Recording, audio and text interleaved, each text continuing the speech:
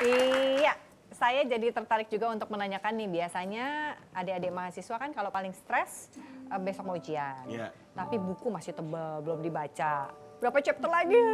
Padahal semuanya SKS, sistem kampus semalam. Nah, ini kan stres itu kan berarti diciptakan oleh diri sendiri juga ya kalau kondisinya seperti ini, Mbak. Ya makanya ada istilah manajemen stres. Berarti stres itu harus dikelola, bahwa kita tahu akan ada tekanan nih kalau mau UTS, mau ada UAS. Kan itu harus dikelola. Jadi jangan sampai tekanan itu berlimpah ruah di UTS, berlimpah ruah di UAS. Aduh, tugas belum selesai. Aduh, ini belum belajar. Aduh, ini. Nah, itu karena tidak mengelola stres itu. Kita harus tahu bahwa dalam kehidupan kita apa sih dalam fungsinya sebagai ibu, sebagai pekerja, sebagai ini kan pasti ada, wah ini nanti pasti ya ini akan ada, ini saya mesti jemput ini, aduh saya mesti. Semua stres-stres itu harus diantisipasi dan dikelola dengan baik. Jadi kita pun harus menyiapkan tubuh kita supaya sehat. Pada saat stres itu datang, kita udah siap. Wah, ini kayak gini gampang nih, jalan keluarnya begini. Nah, terutama pelajaran ya, Berarti terutama ini belajar harus dikelola. terkait juga manajemen stres ini dengan manajemen waktu ya? Ya,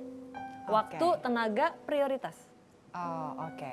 Wah, itu juga kayaknya pernah diajarin juga nih sama Uya waktu itu ya, beberapa waktu lalu. Iya, karena memang hidup ini adalah sebuah pilihan. Maka apa yang kita ditakdirkan oleh Allah itu sebetulnya tergantung bagaimana kita mensikapi. Kita tidak perlu stres kenapa jadi laki-laki, kenapa jadi perempuan. Karena itu bukan sesuatu yang itu bukan achievement, itu ascribe. Bahwa kita jadi orang Jawa, orang Sunda, orang Negro itu bukan pilihan. Maka itu nggak perlu dipermasalahkan. Yang dipermasalahkan adalah sesuatu yang sifatnya adalah otonomi, yang kita bisa memilih. Orang itu bisa kok terburu-buru, bisa juga orang itu bisa. Karena datang sini telat atau tidak, itu tergantung manajemen kita. Ya.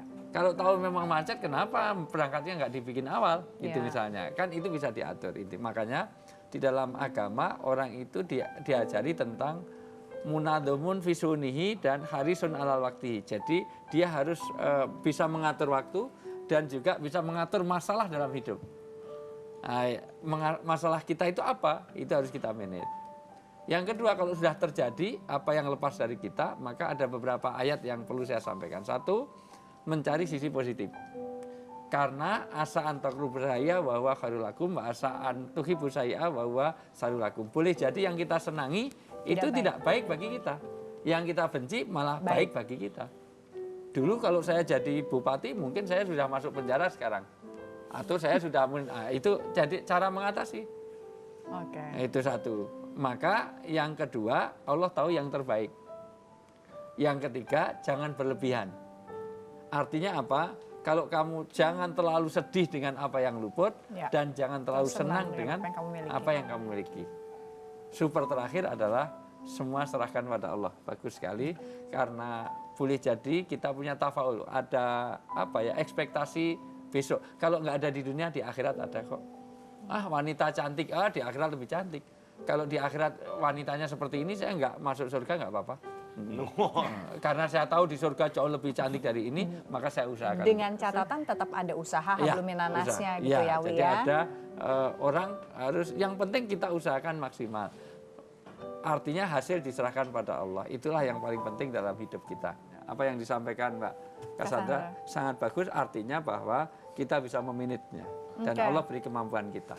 Dan barangkali mengalihkan perhatian atau pikiran kita terhadap hal lain yang menyenangkan kita juga itu harus dengan sadar dong Mbak Cassandra. Artinya ini kan move on, tapi harus tahu bahwa ini permasalahan udah selesai apa belum gitu kan.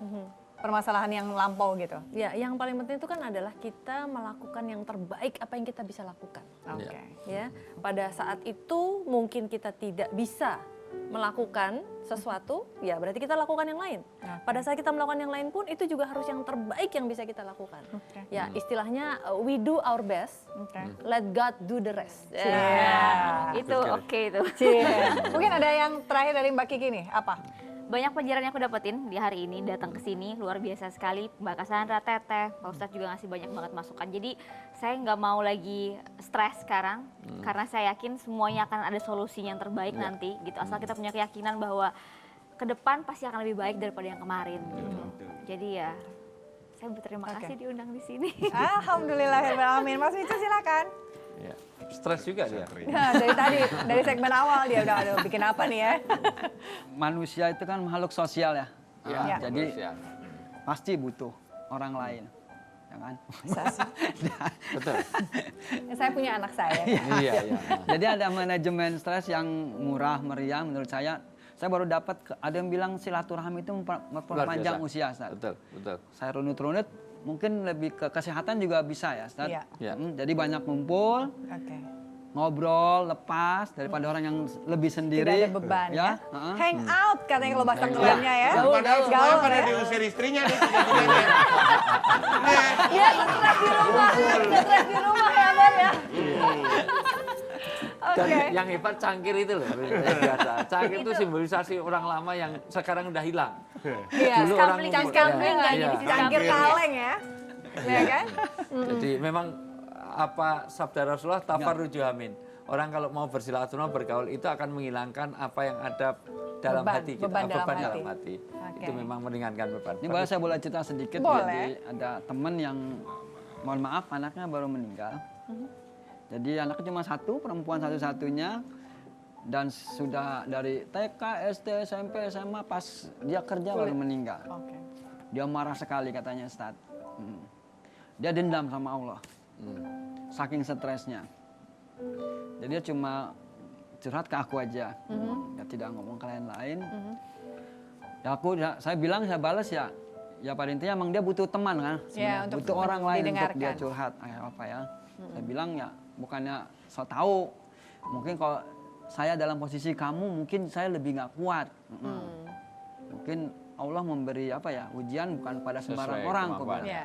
Berarti kamu bukan orang sembarangan. Aku bilang. Jadi aku cuma bisa bilang Membesarkan begitu. hati. Pada saat kita curhat itu, tujuannya adalah jangan curhat, harus melakukan sesuatu yang produktif. Oke. Kalau cuma curhat, apalagi kalau ketemu orang yang ternyata malah nambah-nambahin stres, itu Iya. malah nggak sehat. Komporin Jadi ya. lebih baik ketemu, tapi melakukan sesuatu yang produktif. Jadi bikin usaha, main sepeda, Iya. bikin lagu, Ya. bikin apa. Nah kalau ketemu Oke. yang baik tadi berarti Alhamdulillah masukannya jadinya. bagus ya. Iya. Tapi kalau masukannya negatif itu yang bahaya. Jadi carilah teman-teman sosialnya yang Baik positif juga. dan produktif. Iya, oke. Terima kasih Mbak Cassandra. Kiki, makasih banyak sudah cerita hati di sini dan terima kasih juga atas kehadiran adik-adik semua ya. Semoga mendapatkan inspirasi untuk mengelola stresnya sebagai mahasiswa ataupun sebagai anak. Kadang-kadang stres juga kan ngadepin orang tua ya. Jadi curhat. Wajah-wajah stres tapi banyak. Ada 1, 2, 3. Nanti saya tunjukkan orang-orang yang stres ya. Oke, saya akan mengambil kata-katanya Mbak Cassandra ya. We do our best, let God do the rest. Wah, itu indah banget ya. Jadi segala sesuatu kita serahkan kepada Allah. Insya Allah Allah akan memberikan jalan keluar yang terbaik bagi kita. Terima kasih, sampai jumpa. Assalamualaikum warahmatullahi wabarakatuh. Waalaikumsalam.